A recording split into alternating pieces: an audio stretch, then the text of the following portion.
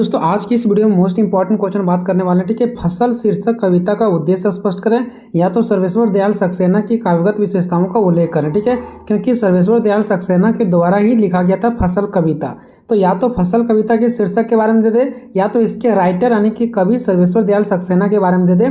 ठीक है, आपको आंसर ऐसे लिखना जैसे कि मैंने यहाँ पर सेट किया और बिल्कुल बहुत ही आसान तरीके से मैं आपको बताने वाला हूँ। और यही पैटर्न को फॉलो करना, अगर कोई दूसरा कविता पर भी आ जाता है ना तो इसी टाइप से आपको क्या करना है दोस्तों, लिखना है जैसे कि मैं यहाँ पे बिल्कुल सिंपल भाषा में और तरीका जो बता रहा हूँ, जो स्टेप को बता रहा हूँ उस स्टेप को आपको क्या करना है, फॉलो करना है। ठीक है, चलिए दोस्तों इसको देखते हैं। सबसे पहले परिचय, तो सबसे पहले हम क्या देखेंगे दोस्तों, सर्वेश्वर दयाल सक्सेना जो एक कवि थे जो फसल कविता को लिखे थे, इसका परिचय पहले देखेंगे। ठीक है, फसल सर्वेश्वर दयाल सक्सेना द्वारा लिखी गई एक कविता है। सर्वेश्वर दयाल सक्सेना एक प्रसिद्ध हिंदी कवि, लेखक और नाटककार भी थे। ठीक है, उनका जन्म जो 15 सितंबर 1927 को उत्तर प्रदेश के बस्ती जिले में हुआ था। ठीक है, उन्होंने इलाहाबाद विश्वविद्यालय से शिक्षा प्राप्त किए थे। कहाँ पे, उन्होंने इलाहाबाद के जो विश्वविद्यालय है वहाँ से इन्होंने क्या किए थे, शिक्षा प्राप्त किए थे। ठीक है, उसके बाद हम लोग आगे देखते हैं दोस्तों कि और उसके बाद पत्रकारिता और साहित्य के क्षेत्रों में महत्वपूर्ण योगदान दिया। उसके बाद ये पत्रकारिता भी किए और साहित्य के क्षेत्रों में यानी कि हिंदी के कविताओं, नाटकों, कहानियों, ये सब में इन्होंने क्या किया, महत्वपूर्ण भूमिका निभाए। देखो इसके बारे में थोड़ा सा हम लोगों ने क्या देख लिया, परिचय देख लिया, बस इसका थोड़ा सा डेट ऑफ बर्थ याद रखना है और कहाँ पे इनका जन्म हुआ था। बस अगर भूल भी जाते हैं तो कोई दिक्कत नहीं, आप उसको छोड़ सकते हैं।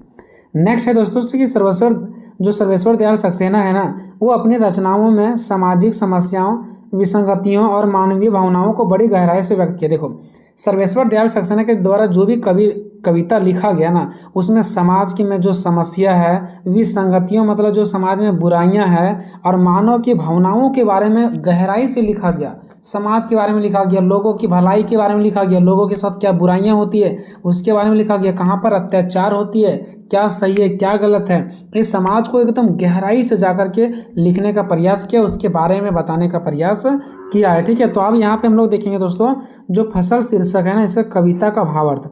क्योंकि देखिए सर्वेश्वर दयाल सक्सेना के द्वारा कौन सा कविता लिखा गया था, फसल लिखा गया था। अब ये फसल जो लिखा गया था इसका जो भावार्थ है ना, इसका जो अर्थ है वो हम लोग देखते हैं। ठीक है, और इसी प्रकार से आपको एग्जाम में भी लिखना है।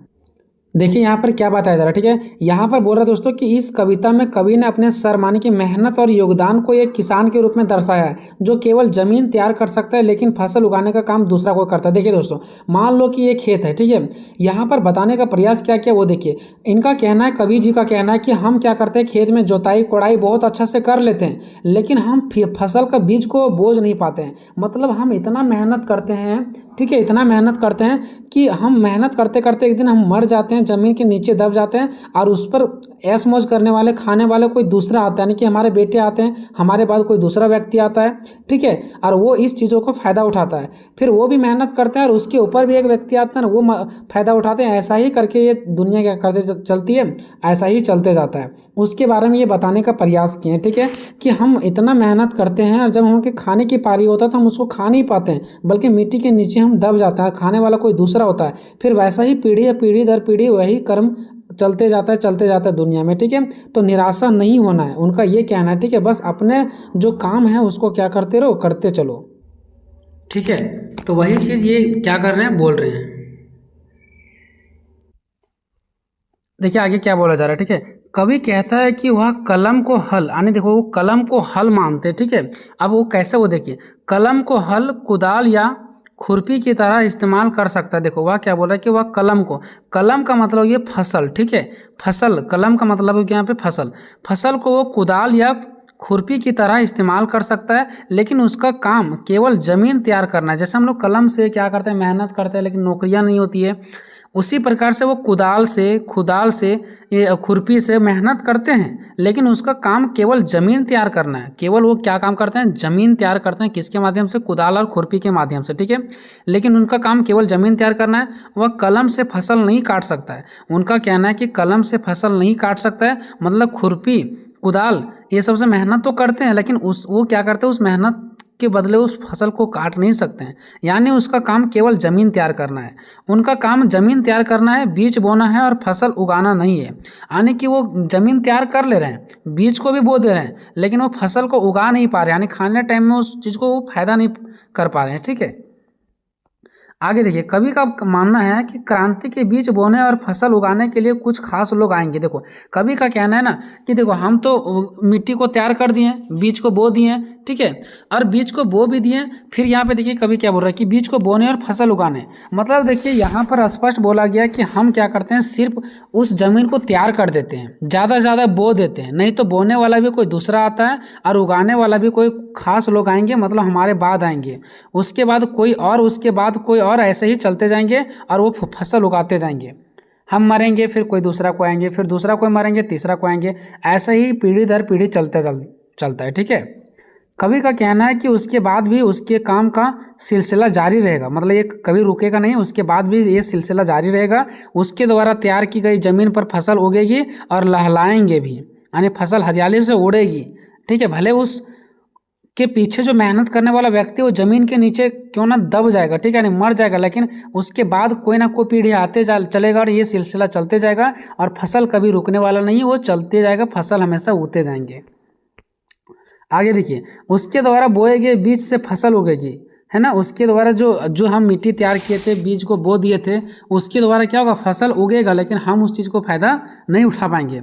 हवा लहलाएंगी, हवा में वो क्या करेंगे, लहलाएंगी, जो उसकी निरंतरता और प्रभाव का प्रतीक है। आखिर वो फसल क्यों लहला रही है, क्योंकि उसके द्वारा कोई ना कोई व्यक्ति मेहनत करके गया था, ठीक है। कवि की आत्मा सुनहरी धूप की तरह बरसेगी, क्या बोल रही कि जो कवि की आत्मा है ना, क्योंकि वो मिट्टी के नीचे दबे रहेंगे, उसकी आत्मा सुनहरी धूप की तरह क्या करेंगे, तरह बरसेंगे, जो फसल को बढ़ने में मदद करेगी, और फसल को बढ़ने में क्या करेगी, मदद करेगी। यह दर्शाता है कि वह हमेशा सकारात्मक ऊर्जा और समर्थन का स्रोत रहेगा। देखो, कभी धरती के नीचे दबे रहेंगे और उसके फसल ऊपर क्या होंगे, लहलहाएंगे। इसका मतलब ये दोस्तों कि हमेशा जो है ना वो सकारात्मक ऊर्जा और समर्थन का स्रोत रहेगा। अगर मान लो कि हम अपने बच्चे के लिए कुछ करके नहीं जाएंगे, फिर वो अपने बच्चे के लिए नहीं करके जाएंगे, तो क्या हमारे घर जो है वो, क्या हमारा घर जो है वो खिलखिलेंगे, नहीं खिलखिलाएगा, ठीक है। जो हमारा घर है वो क्या हमारा जो घर है वो लहलाएगा, नहीं लहलाएगा, तो हम एक दूसरे के लिए मदद करेंगे तभी तो वो लहलाएगा ना। तो वही चीज़ यहाँ बताया जा रहा है कि जो व्यक्ति होते हैं वो क्या हो जाते हैं, मर जाते हैं, लेकिन फसल तो लहलाता है, ठीक है। तो इससे क्या होता है पता है, सकारात्मक ऊर्जा और समर्थन का स्रोत होता है। यही चीज़ों को लोग अपनाते चलते हैं, नहीं तो अगर अगर हम डर से या तो फिर ये सोचेंगे कि हमको कुछ फायदा ही नहीं हो रहा, हम छोड़ देते हैं, तो ये चीज़ फिर फसल नहीं लहलाएगा और एक दूसरे को मदद नहीं हो पाएगा, और ये सकारात्मक चीज़ नहीं बल्कि फिर नकारात्मक चीज़ों में बदल जाएगा। आगे देखिए, कवि उन लोगों को संदर्भित करता है जिन्होंने उसके विचारों और कार्यों को अपनाया। देखो, कवि उन लोगों को ये चीज़ें दिखाना चाहता है जो इनके विचारों को अपनाते हैं और अपनाते हैं। अब जो इस चीज़ को अपनाता ही नहीं है, ठीक है, अब जो व्यक्ति ये सोचता है कि हम क्यों मेहनत करेंगे दूसरे के लिए, ठीक है, वो व्यक्ति के लिए ये कवि नहीं कहते हैं, कवि उनको संदर्भित करते हैं, कवि उनको बताना चाहते हैं जो इस चीज़ को अपनाना चाहते हैं, ठीक है, और आगे बढ़ाया है। अंततः वे ही उसे आगे ले जाएंगे। कवि का कहना है कि जो इस चीज़ को अपनाएंगे ना वही इनको आगे ले जाएंगे, नहीं तो कोई दूसरा इसको आगे ले जाने वाला नहीं आएगा। कवि स्वयं को धरती के नीचे दबे होने की बात करता है। कवि खुद कहता है कि हम धरती के नीचे हैं, जो कि मृत्यु के बाद की स्थिति को दर्शाता है, ठीक है। जिन लोगों ने समाज में बदलाव लाने के लिए मेहनत की है उन्हीं के प्रयासों से सफलता मिलेगी, उनके काम का सम्मान होगा और उन लोग उन्हें याद करेंगे। देखो, अब क्या कहना है, हम मिट्टी को तैयार कर दिए, फसल लहलहा रही है, किसके मदद से, जो व्यक्ति जमीन के नीचे चल गया है उसी की देन है जिसकी वजह से फसल लहलहा रही है। सेम ऐसा ही हम समाज के लिए अगर अच्छा ही काम करते हैं, समाज के लिए हम अगर अच्छा ही काम करते हैं, भले हमको फायदा ना हो, लेकिन एक दिन हम मिट्टी के नीचे अगर दब जाएंगे ना तो हमारा समाज के लोग लहलहाएंगे और वो हमारे नाम लेंगे कि हाँ उस व्यक्ति के द्वारा ये ऐसा हुआ था। तो वही ये कहना चाह रहे हैं कि हमेशा एक दूसरे के लिए हमें काम करना चाहिए, ये नहीं देखना चाहिए कि हमें कितना फ़ायदा हो रहा है और कितना फ़ायदा नहीं हो रहा है, ठीक है, ऐसा हम लोगों को देखना नहीं चाहिए। आगे देखिए क्या बोल रहा है कि जो लोग परिवर्तन का विरोध करते हैं, ठीक है, जो लोग परिवर्तन का विरोध करेंगे वे ही अंततः उसे अपनाएंगे। देखो, जो लोग इनका विरोध करेंगे ना अंत में वही इसको क्या कर लेंगे, अपनाएंगे। जब वो देखेंगे कि परिवर्तन का फल सकारात्मक है, जब वो देखेंगे ना कि इसका फल बिल्कुल सकारात्मक पड़ रहा है, तो वो इस चीज़ को क्या करेंगे, अपनाएंगे, तो वे भी उसे आगे बढ़ाने में काम करेंगे। कवि या कोई भी व्यक्ति जो परिवर्तन के लिए काम करता है वह हमेशा जीवित नहीं रहेगा। देखो, कह रहा है कि जो भी व्यक्ति परिवर्तन लाने का, समाज में बदलाव लाने का काम करता है वो हमेशा जीवित नहीं रहेगा। एक समय आएगा जब वो मृत्यु को प्राप्त हो जाएंगे, लेकिन उनके काम का फल दूसरे को मिलेगा, बिल्कुल मिलेगा। अगर हम अच्छाई करके जा रहे हैं तो दूसरे को फल मिलेगा, चाहे वो मर क्यों ना जाए, ठीक है। अब अगर हम कविता का सारांश देखें सिंपल साधारण भाषा में, तो सरल शब्दों में कविता में कवि सर्वेश्वर दयाल सक्सेना ने किसान के रूप में अपने श्रम, मेहनत और संघर्ष को व्यक्त किया है। वे कहते हैं कि भले ही कलम से कुछ लिखे या लेकिन फसल काटने का काम किसान का ही होगा। क्या बोल रहे हैं कि भले ही कलम से कुछ लिखें, कुछ भी अगर हम लिख दिए हैं, लेकिन फसल काटने का जो काम होगा ना वो किसान का ही होगा। उनका काम केवल जमीन तैयार करना और क्रांति के बीज बोने का काम कुछ खास लोगों का होगा। अंततः फसल मतलब क्या, सफलता उन्हीं को मिलेगी जिन्होंने बीज बोए हैं और वे खुद धरती के नीचे दबे हैं। ठीक है, इनका कहना है दोस्तों कि जो मिट्टी को तैयार कर दिया, बीज बो दिया, वो जमीन के नीचे सो जाएगा, लेकिन फल उसी को मिलेगा जो बिना मेहनत करके आकर के क्या कर दिए, बीज को मतलब फसल को देखभाल किया, उसी को फायदा मिलेगा, बोने वाला को फायदा नहीं मिलेगा। सेम ऐसा ही अगर हम क्या करते हैं, कोई काम करते हैं तो हमें फायदा नहीं होता है, हमारे आने वाला पीढ़ी को क्या होता है, फायदा होता है, और उस टाइम हम जमीन के नीचे दबे हुए रहते हैं। सर्वेश्वर दयाल सक्सेना की कविता फसल का मुख्य उद्देश्य समाज में किसानों और मजदूरों के संघर्ष को उजागर करना है। ठीक है, यह कविता दिखाती है कि कैसे किसान और मजदूर फसल उगाने के लिए कड़ी मेहनत करते हैं, लेकिन फसल काटने का अधिकार उन्हें नहीं मिलता है, उन्हें फायदा नहीं हो पाता है। कविता में कवि खुद को एक किसान के रूप में चित्रित करते हैं जो हल, कुदाल और खुरपी की तरह काम करता है, लेकिन फसल काटने का अधिकार उसे नहीं मिलता है। वह केवल जमीन तैयार कर सकता है और क्रांति के बीज बो सकता है, लेकिन फसल काटने और उसका पालन, जिसका जो फल है वो भोगने का काम दूसरे का होता है, फल दूसरे को मिलता है। अब देखते हैं जो फसल कविता है इसका उद्देश्य क्या है, किसानों और मजदूरों के संघर्ष को दर्शाना। ठीक है, कविता में कवि ने किसानों और मजदूरों की कड़ी मेहनत और उनके द्वारा समान जो सामना किया जाता है, ठीक है, कठिन परिश्रम किया जाता है, उस चुनौतियों को उजागर किया है। सामाजिक अन्याय को उजागर, जो समाज में अन्याय है उसको उजागर किया है। कविता में कवि ने दिखाया कि कैसे समाज में कुछ लोग मेहनत करते हैं और कुछ लोग उसका फल भोगते हैं, जिससे सामाजिक अन्याय होता है। यानी मेहनत कोई करते हैं और उसका फल भोगते कोई और हैं। क्रांति की भावना जागना, देखो कविता में कवि ने किसानों और मजदूरों को क्रांति के बीज बोने और अपने अधिकारों के लिए लड़ने के लिए प्रेरित करते हैं। देखो वो क्या कहते हैं कि अगर हम इस बीज को बोएं तो उसका उस पर अधिकार भी मेरा है। तो कहीं ना कहीं ये क्रांति की भावना को भी जगाती है कि अगर हम कोई चीज़ के लिए मेहनत किए हैं तो उस पर अधिकार भी क्या है, मेरा है। जो कि अभी छोटा वर्ग बड़ा वर्ग में बहुत सारा लड़ाइयाँ झगड़ा होती रहती है।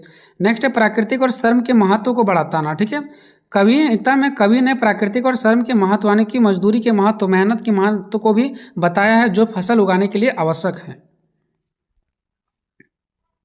आगे देखते हैं दोस्तों जो सर्वोदय दयाल सक्सेना है, ठीक है, सर्वेश्वर दयाल सक्सेना है, उसके काव्यगत विशेषता।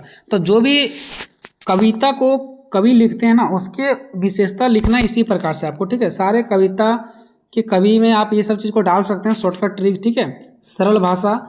सबसे पहले देखो जो सर्वेश्वर दयाल सक्सेना है ना, जो अपने कविता में भाषा यूज किया ना वो बिल्कुल सरल है। सर्वेश्वर दयाल सक्सेना की भाषा सरल और सहज है। उन्होंने आम बोलचाल की भाषा का प्रयोग किया है, जिससे उनकी कविताएं आम आदमी को भी आसानी से समझ में आ जाती है। ठीक है, लोक जीवन से जुड़ी समस्या, उनकी कविता में लोग जीवन से जुड़ी समस्याओं जैसे गरीबी, शोषण और विसंगतियों का चित्रण मिलता है। प्राकृतिक का प्रयोग, सर्वेश्वर दयाल सक्सेना ने अपनी कविताओं में प्रकृति का सुंदर चित्रण किया है। ठीक है, इतना आपको लिख देना दोस्तों। वीडियो कैसा लगा, थोड़ा सा जल्दी में मैंने बताने का प्रयास किया क्योंकि समय नहीं था दोस्तों। अगर अच्छा से समझ ना आया तो कमेंट करें, अगले बार थोड़ा स्थिर से समझाएंगे, धीरे से समझाएंगे, समय थोड़ा सा लगेगा बट अच्छे से समझाएंगे।